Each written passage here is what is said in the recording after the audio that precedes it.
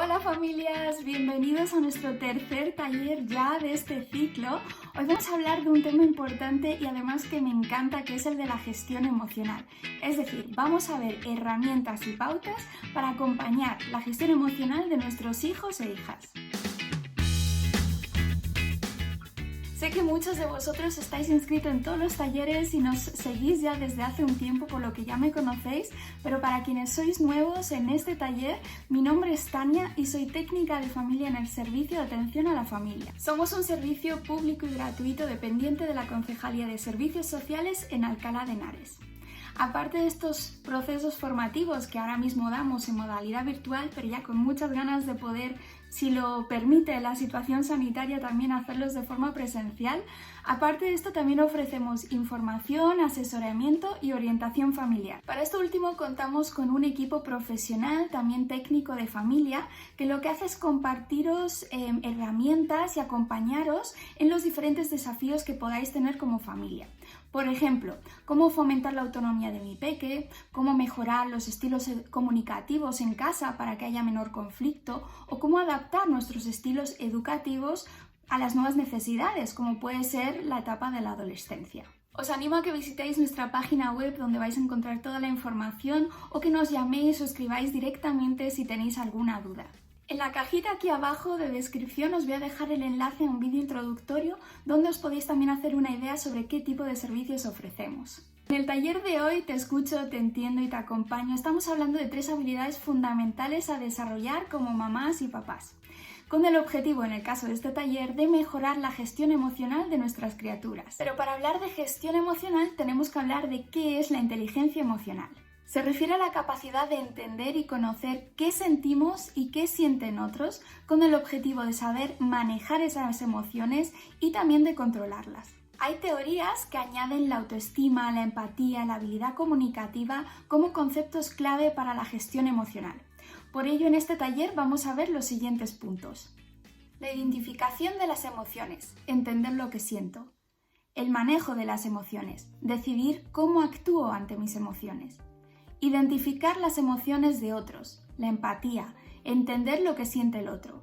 Y por último, las habilidades sociales, decidir cómo actúo ante esas emociones ajenas. Pero antes de empezar, una pregunta fundamental: ¿para qué educar en la inteligencia emocional?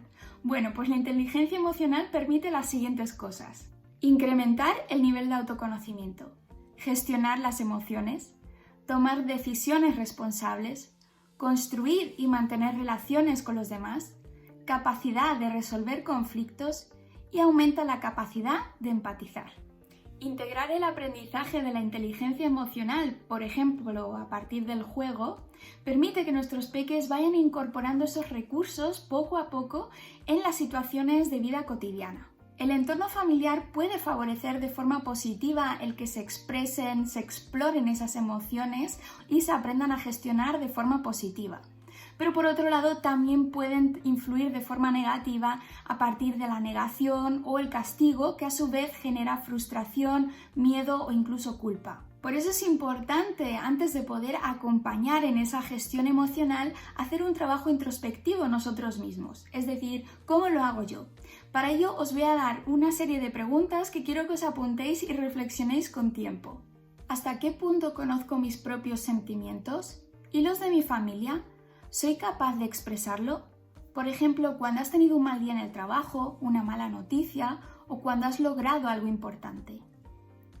¿Soy capaz de entender cómo se sienten los demás? Por ejemplo, mi hija cuando saca malas notas, mi pareja cuando está muy cansada. ¿Sé escuchar de forma activa sin interrumpir? ¿Cómo es tu mirada, tu postura corporal? ¿Cómo gestiono mi propio estado de ánimo, como la ira, el enfado, la culpa o la tristeza? ¿Cómo me afectan estos estados a mi funcionamiento diario? ¿Ya no hago nada todo el día? ¿Tiendo a comer más cosas dulces? ¿Cómo hago para resolver problemas que me generan emociones negativas? ¿Las evito? ¿Las confronto? ¿Soy consciente de cómo lo hago? ¿Tomo decisiones impulsivamente o busco alternativas? Y por último, ¿sé pedir ayuda? ¿Me cuesta pedir ayuda? ¿A quién te diriges en esas situaciones? Os invito a que reflexionéis estas preguntas, también lo podéis hacer con vuestra pareja como pequeña tarea conjunta y que veáis si os sorprenden algunas respuestas y sobre todo si identificáis algunos patrones que puedan incluso llegar a repetirse en vuestros hijos e hijas. Estoy segura que también te ha pasado. Cuando alguien te pregunta, ¿cómo estás? Rápidamente contestas, ¿bien? ¿Y tú? Cuando en verdad a lo mejor no estamos tan bien. Quizás porque no queramos expresarlo a la persona que nos lo ha preguntado, pero quizás también porque es un proceso muy automático que no nos permite tener un espacio o un tiempo concreto para reflexionar realmente cómo estoy hoy. Bien, pues vamos a integrar esto también en nuestra comunicación diaria. Por ejemplo, cuando estamos cenando con nuestros hijos o en familia, que le preguntas a tu hija, oye, ¿cómo te ha ido hoy en casa de Marta? Bien. ¿Cómo te ha ido hoy en la escuela? Bien. Bueno, pues vamos a ver qué hay detrás de ese bien. Para ello vamos a pedirles siempre que nos digan qué 3 cosas te han hecho sentir de X manera. Con el tiempo vais a ver que va a haber mucha más fluidez y va a ser un proceso que cada vez va a ser más fácil de controlar. Ahora bien, si hablamos de identificar emociones, ¿qué son las emociones? Son reacciones subjetivas que se generan a partir de un estímulo o cambio en nuestro entorno, generando así un estado afectivo que va acompañado de un cambio físico. Enseñar a niños y niñas a reconocer emociones les permite conocerse mejor, les permite tener una percepción de mayor control sobre aquello que les pasa y también de automotivarse. Estos son aprendizajes fundamentales para el desarrollo de la autoestima y el autoconcepto. A la hora de tener esta conciencia emocional, vamos a abordar unos pasos que los autores identifican con diferentes niveles. El primer nivel es la sensación corporal. Decíamos que toda emoción genera un efecto fisiológico del que tomar conciencia. Al principio quizás no podamos identificar una emoción, pero sí podemos identificar lo que nos está generando en el cuerpo. Aquí pregunta, ¿qué estás sintiendo en tu cuerpo? Por ejemplo, me duele la barriga, como que no puedo respirar, siento tensión en la mandíbula. Al segundo nivel le vamos a llamar tendencia a la acción. Las emociones cumplen una función adaptativa. Algunas emociones nos impulsan a la acción por la energía que nos produce y otras nos paralizan. Identifica la orientación que tiene esa emoción. Puedes preguntar, cuando sientes miedo, ¿cómo reaccionas? A veces cuando son muy peques no dan respondida a estas preguntas, pero vosotros con la observación les podéis apoyar. Me he dado cuenta que cuando tienes mucho miedo no puedes hablar, o cuando estás muy nervioso te gusta salir corriendo. El tercer nivel lo vamos a llamar nombrar. Le vamos a dar nombre, identificamos y verbalizamos. Le damos palabras a las sensaciones internas. En este nivel nos referimos a la capacidad de identificar emociones primarias que son alegría, tristeza, miedo, ira, asco y sorpresa. A veces es difícil porque sentimos más de una cosa o lo que sentimos es contradictorio. Estoy feliz pero también estoy triste. Para quienes estéis con más peques os recomiendo que hagáis uso de los juegos para fomentar esta conciencia emocional. Por ejemplo, podéis hacer uso de un diccionario de las emociones donde os hacéis fotografías representando esas emociones, podéis hacer uso de cuentos o de teatros, etc. En la cajita aquí abajo os voy a dejar un enlace con un documento donde voy a ir recogiendo todas estas herramientas que vamos a ir hablando en el taller. El cuarto nivel lo vamos a llamar emociones combinadas o integradas. Combinadas nos referimos que entendemos su ambivalencia. Llegamos a un nivel donde se tolera y se integra la mezcla de las emociones, pudiendo estar, por ejemplo, enfadado con alguien y quererlo a la misma vez. Estoy triste porque he perdido el premio, pero contento porque lo ha ganado mi amiga Marta. Por otro lado, las emociones integradas, a lo que nos referimos es que también somos capaces de identificar lo que hay detrás de estar triste. Por ejemplo, frustración, rabia o decepción. Esto también con nuestros hijos más mayores. Podemos apoyarles a identificar qué información me está dando la emoción. Ejemplo, me siento celoso, igual estoy inseguro o insegura. Me siento culpable, igual he cometido un error, igual tengo que pedir disculpas. ¿Qué información, qué mensaje te está dando esa emoción? Y por último tenemos el quinto nivel, yo y el otro. A medida que ascendemos en estos niveles de reconocimiento de las emociones, se va incrementando también la conciencia de que el otro también tiene emociones y están separadas de las mías. Aquí es donde hablaremos posteriormente de la famosa empatía. Tened en cuenta que, aunque sea importante identificar qué niveles o qué pasos ya van consiguiendo mi hija o mi hijo, es importante también saber que a la hora de la práctica todo esto ocurre un poco de forma simultánea. Sobre todo cuando son más pequeños, os voy a dejar aquí algunas referencias a las que os podéis apoyar. A los 3 añitos, los niños saben que determinadas situaciones producen ciertas emociones. Si me porto mal, mamá o papá se enfadará conmigo. A los 4 añitos pueden contextualizar mejor las emociones, valorando incluso también si consiguen lo que desean con ello. Con 3-4 añitos también son capaces de ocultar emociones, no tanto de forma consciente, sino más bien por la pauta que puedan recibir por nuestra parte. Una vez que hemos visto que para la identificación de estas emociones existen diferentes niveles, pasos a tener en cuenta en cada uno de ellos, ahora pasamos a cómo aprendemos a manejarlos. Cuando hablamos de la gestión de emociones, hablamos de la capacidad que tenemos que tener de gestionar y canalizar estas, ya sean positivas o negativas. En la primera infancia, la regulación emocional depende casi en totalidad de los adultos. Luego ya con 8 añitos, cuando se produce ya un desarrollo cognitivo importante, ya tienen la capacidad de hacer una autorregulación consciente. Aunque esto dependerá mucho de las experiencias tempranas y también del apego que se haya establecido con los cuidadores. El manejo de las emociones implica tener en cuenta 3 pasos: no reprimirlas, aceptarlas y gestionarlas. Vamos a verlo. El primer paso, no reprimimos la emoción. Como decía antes, todas las emociones son valiosas porque nos aportan una información sobre nosotros y con relación al entorno. Debemos entenderlas y no eliminarlas. 2. Aceptamos la emoción. Le damos espacio porque es a partir del saber qué produce en mí donde voy a poder saber cómo gestionarla. Quizás es necesario que una vez haya un portazo o que me vaya gritando, que tenga un atracón de chocolate, porque eso me estará enseñando lo que hace conmigo esa emoción y podré buscar alternativas a esa respuesta conductual. Y tercero, gestionamos la emoción. Una vez que dejamos que fluya y conocemos su respuesta, vamos a buscar estrategias para hacerlas frente. Entre estas estrategias se encuentra, por ejemplo, la de direccionar la atención a otra cosa, sobre todo cuando son muy pequeños y no tienen la capacidad de gestionarlo, ¿no? De forma que permite que se rebaje la intensidad de esa emoción. También tenemos estrategias de relajación, respiración o la famosa de 5 segundos esperar antes de hablar. Todas estas estrategias son geniales como complemento al trabajo real de la gestión emocional que vamos a ver ahora. Para estas estrategias complementarias os voy a dar algunas instrucciones en la guía que os dejaré aquí abajo en la descripción. En la guía os voy a dejar algunos ejercicios para trabajar estas estrategias complementarias, pero lo que vamos a ver ahora es qué tipos de pensamientos hay y cómo podemos trabajar estos para mejorar el manejo de las emociones. Es decir, que ante una situación que requiera de un manejo emocional, vamos a hacer uso de una serie de preguntas según el tipo de pensamiento que queremos fomentar. Pensamiento causal.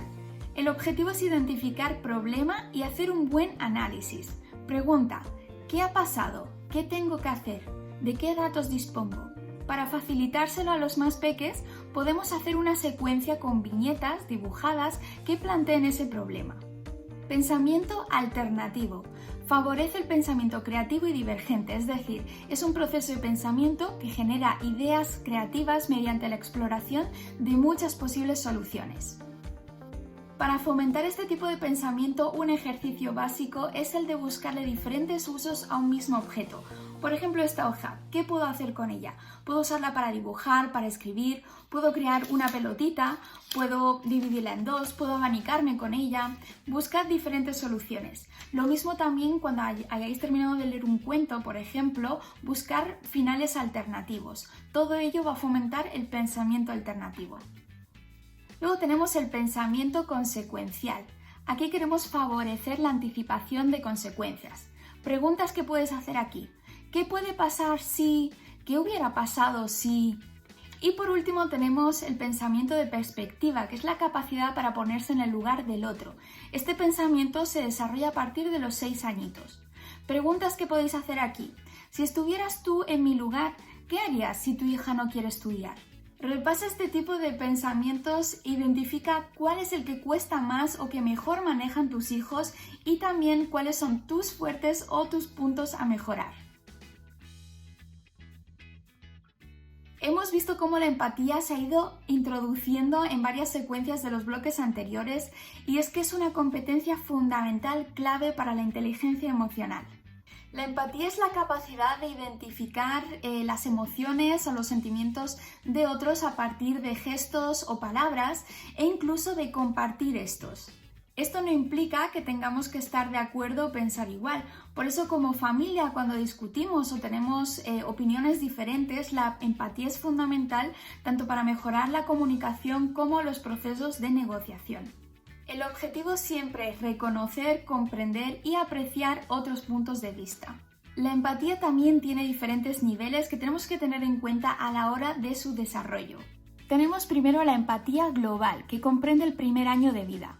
Nuestro bebé no percibe a los demás como distintos de sí mismo, por lo que el dolor que percibe en otro se confunde con los propios sentimientos. Lo que podéis ver cuando un bebé observa a un familiar llorando y se limpia los ojitos o también empieza a llorar. Luego está la empatía egocéntrica, comprende el segundo año de vida.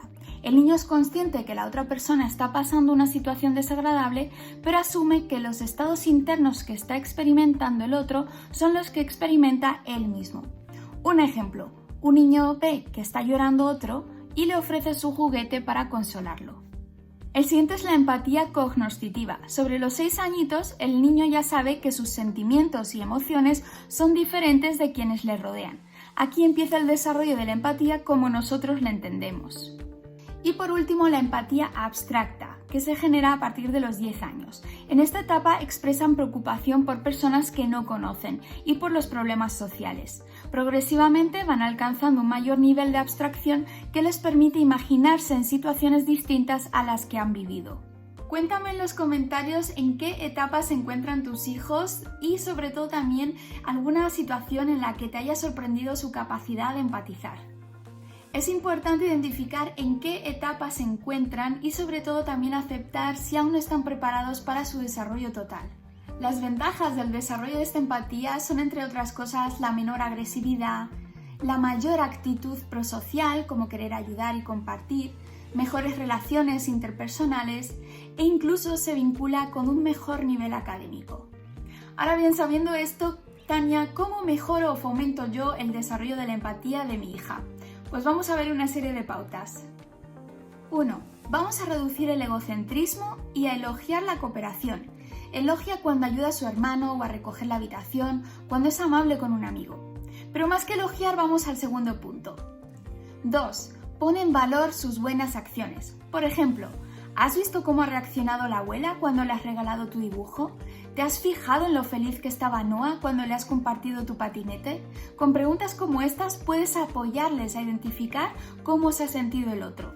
3. Entrena su gratitud. Entre los diferentes beneficios, la gratitud nos permite fomentar la empatía.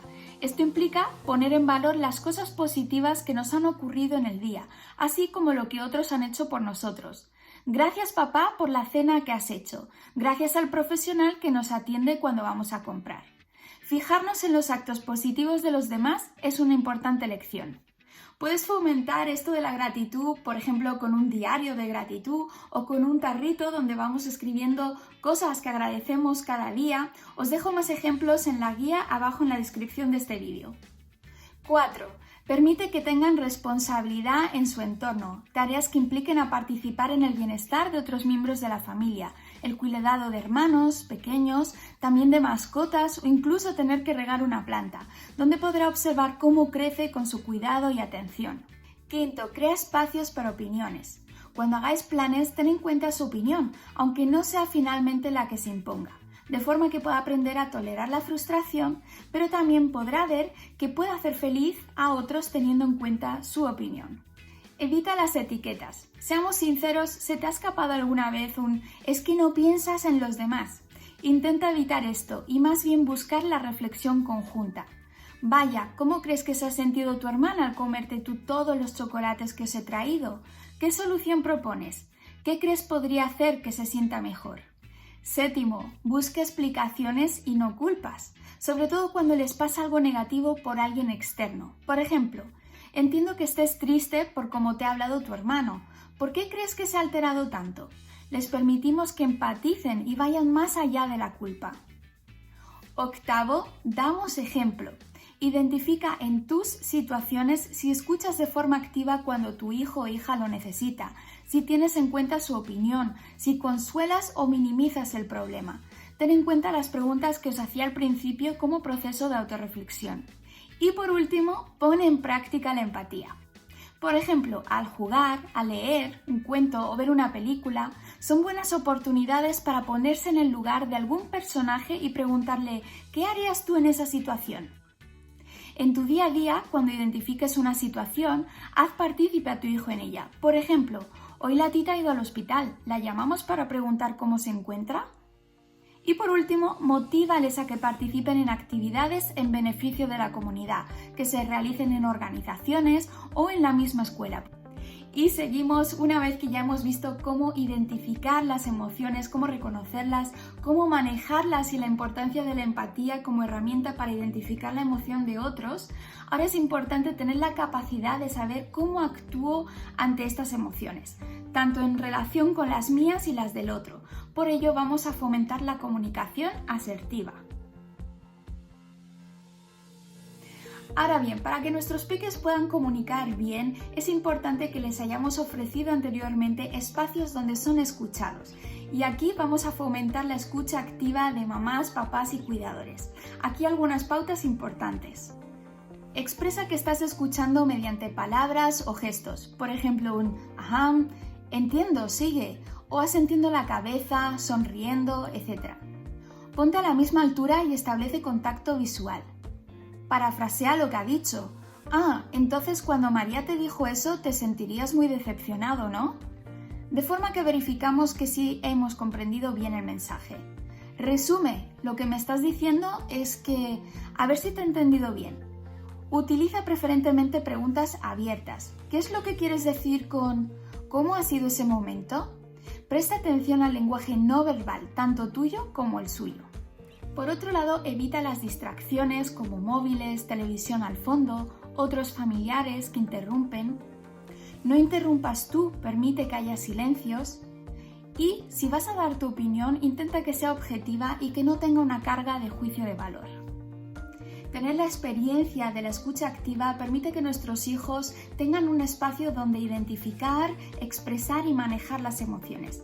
Además que somos ejemplos para el desarrollo de esa empatía que estamos buscando y de la comunicación asertiva. La comunicación asertiva es un tipo de comunicación que permite que defendamos nuestros derechos, que expresemos nuestras opiniones, pero sin recaer en la agresividad, pasividad o a la falta de respeto. Esto es importantísimo en la gestión emocional. Por tanto, para la comunicación asertiva vamos a tener en cuenta siempre 4 puntos. Os los podéis escribir y practicar conjuntamente.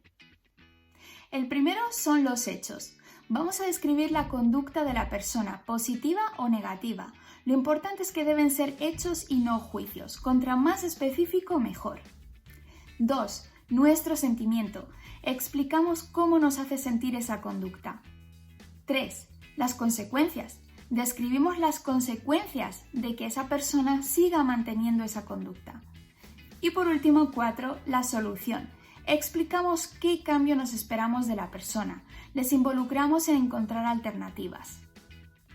Vamos a ver un ejemplo práctico. Ya es la 4ª vez que haces las tareas a última hora. Esto la verdad me está preocupando y me entristece también. Hacerlas tan tarde te está quitando horas de sueño, además de que no estás aprendiendo de la misma forma.